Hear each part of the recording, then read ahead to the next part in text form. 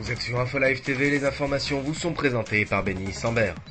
Ouvrons cette édition avec l'information selon laquelle l'autorité palestinienne et Israël auraient signé un nouvel accord concernant la grâce accordée par les autorités de l'État hébreu à une douzaine de Palestiniens supplémentaires recherchés par les services de sécurité. L'information intervient au lendemain de l'annonce faite par Jérusalem quant à une éventuelle libération de 400 détenus palestiniens en Israël dans le but de renforcer la présidence de Ramallah.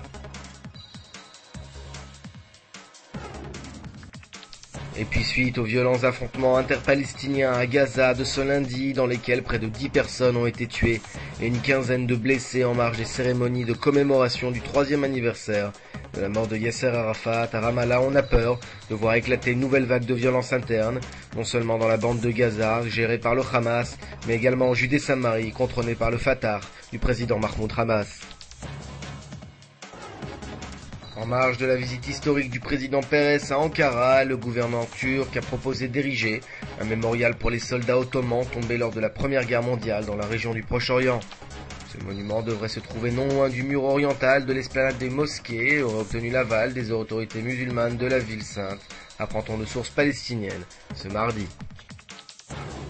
Les directeurs de lycées d'Israël appellent à l'annulation des sessions d'examen d'hiver cette année en raison de la grève des enseignants qui dure depuis plus d'un mois, sur fond de crise entre le ministère de l'Éducation nationale et les syndicats enseignants qui entendent non seulement recevoir une augmentation significative de leur salaire, mais également voir leur profession revalorisée en Israël. Enfin, quelques semaines après l'exercice de manœuvre qui s'est déroulé en Galilée, Tsahal va procéder à un nouvel exercice de grande ampleur la semaine prochaine.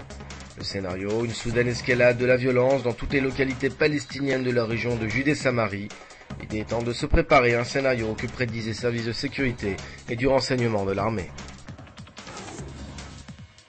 Votre programme sur Info Live TV, c'est un point sur les affrontements interpalestiniens dans la bande de Gaza.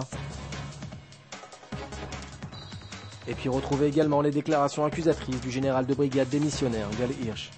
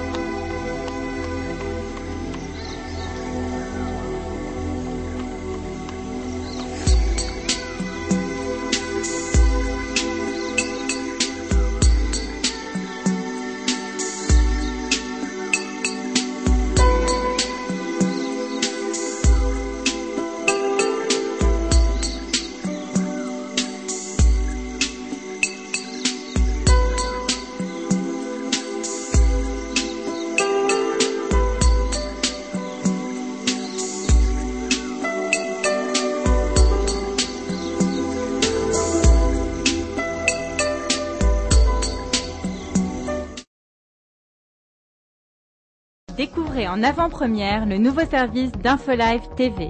Recevez gratuitement chaque jour, en vidéo, les informations d'Israël et du Proche-Orient sur votre mobile.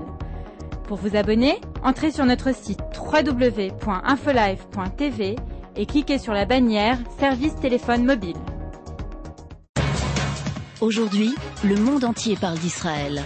Mais qui parle d'Israël au monde entier, en temps réel, en 4 langues et en direct de Jérusalem? Infolive.tv, la première chaîne de télévision internationale israélienne. 24 heures sur 24, 7 jours sur 7, suivez de l'intérieur l'actualité d'Israël et du Moyen-Orient. Des reportages, des interviews, un grand journal et des flash infos en images dès que l'actualité l'exige.